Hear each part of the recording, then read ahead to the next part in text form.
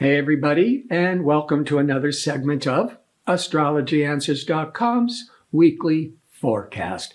My name is Terence. The week begins on Monday, October the 17th.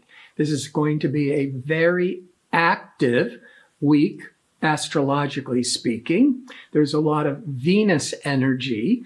Venus is about relationships. It's about art and creativity. And on the 25th, October 25th, is a new moon solar eclipse. So the week prior to a new moon is always a winding down time. So I'll get to that. But let's start with Monday, the 17th. The moon is in emotional, moody, caretaking Cancer.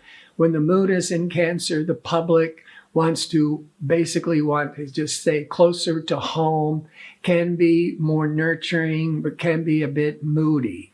But the sun in Libra will be in harmony twice a year with assertive, anxious Mars that will be in Gemini. They're both air signs.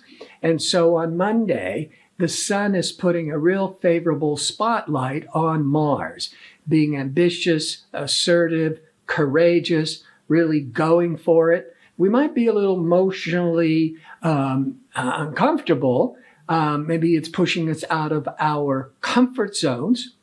The moon will go void, of course, from 1:57 p.m. Pacific time until 9:45 p.m. Pacific time. And as I explain every week, when the moon is void, of course, the energy is flat, it's unproductive. It's when the moon is no longer making aspects to other planets until it changes signs. It is good for just staying the course, but don't introduce anything new that's significant.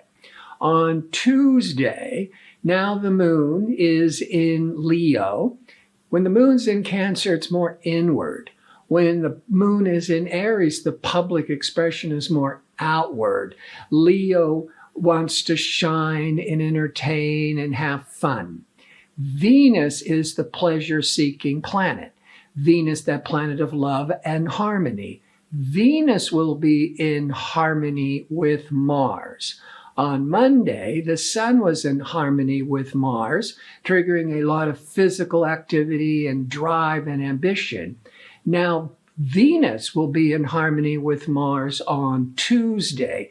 This can stimulate creative passion, romantic passion. But also, as we're going into Wednesday will be 1 week prior to the next new moon, which is a powerful solar eclipse on the following Tuesday. So the rule of thumb, which I mention about every month, is when the moon cycle is in the last week before the new moon. It is a winding down time. It's a time of bringing closure, or it's just a wait and see holding pattern. It's not the best energy to try to launch anything significantly new because the energy is winding down. You want to wait until after the 25th when the new moon is gearing up new energies. Now, on Wednesday, the sun will be in a hard angle to Pluto.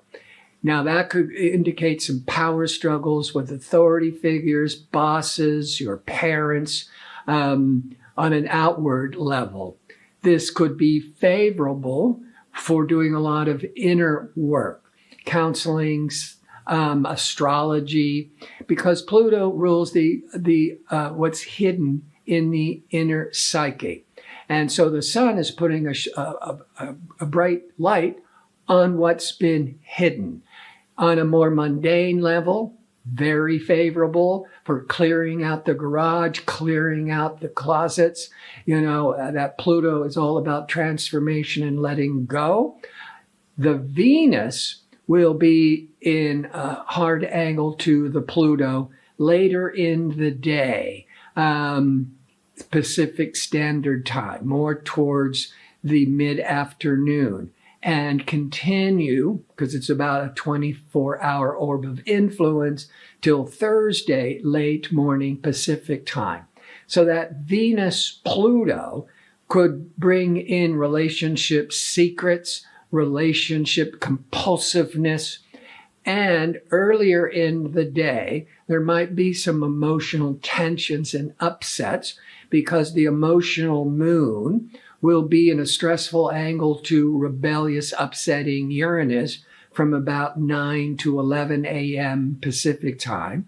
And then the moon is opposite Saturn, opposites interacting with others. That's around 11 a.m. until afternoon. And so something could be erupting emotionally that could be creating this need to just want to be left alone, separate, time out. And then that could trigger that Sun Pluto of doing a lot of soul searching, but needing to seek out some advice from a trusted, confidant counselor. And as the day goes on, it could really be putting a spotlight on your relationships struggles because of Venus. So Thursday, the moon will be void of course once again, but early 3:36 a.m. until 9:26 a.m. Pacific time, at which point the moon goes into Virgo. So that first part of Thursday, with the moon in void of course, the energy is kind of flat and unproductive. So just stay the course. But 9:26 a.m. Pacific time, the moon goes into Virgo, and there aren't any other planetary events. Virgo is very hardworking, analytical, common sense, wants to get the job done. Friday, the moon continues in Virgo. Nothing else is happening. So it could be all about being of service, working, attending to your job. But by early evening Pacific time, around 7, maybe up till 9 p.m. Pacific time, the moon will be in harmony with innovative, eclectic Uranus. Now, having the moon in Virgo, generally, and there aren't any other factors going on here, it's very sensible, very practical energies. But then when it's in harmony with Uranus, helps us get out of any stuck routine, thinking out of the box, original ideas. So we're going into a Friday evening, especially on the West Coast of the United States, which it begins around 7 p.m., where emotionally you could be open to more exciting, ideas, adventures, just shaking things up, trying something new. Good for socializing. Saturday, now we have the sun aligned with Venus all day. So the sun is putting a spotlight on all things Venus: love, creativity, diplomacy, even the desire for luxury items. But overall, it's a day, that's the sun, highlighting Venus, socializing, being contented, very pleasurable, maybe really inspiring to attend an entertainment venue, go to an art gallery, maybe buy some beautiful objects for your home.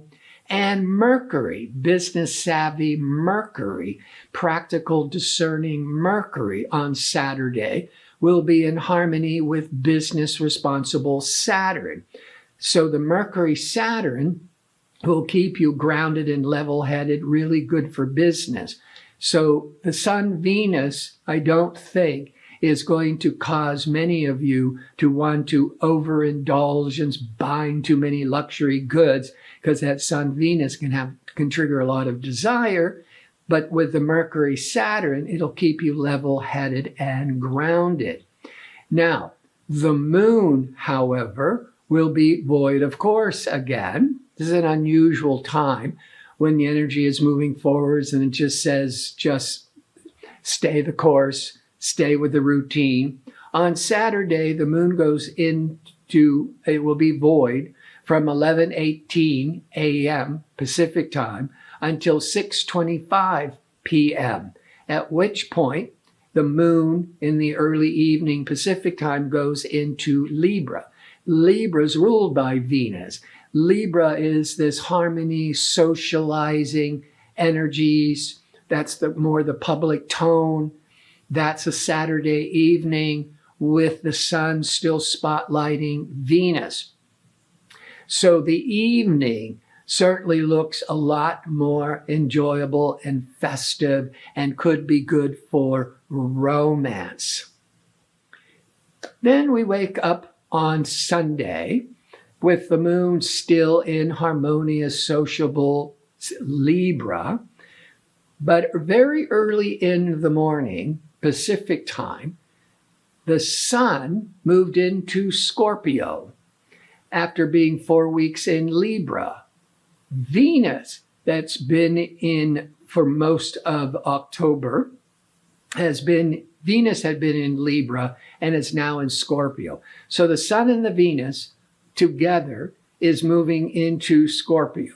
When it was previously, especially with the Sun-Venus alignment on Saturday, Libra is very harmonious, sociable, cooperative, diplomacy. Let's all get along together. When the sun aligns with Venus in Scorpio, Scorpio is all or nothing, passion and intense energy, strong desires, strong romantic desires, but also when it comes to, if you are, it triggers the creative impulse in you. That Scorpio can help you just obsess. And if you're writing, if you're painting, if you're performing, this could be so favorable to just losing yourself and going really deep into your art. So I want to thank you for tuning in. I hope to see you next week with my next segment. Until then, be safe and well.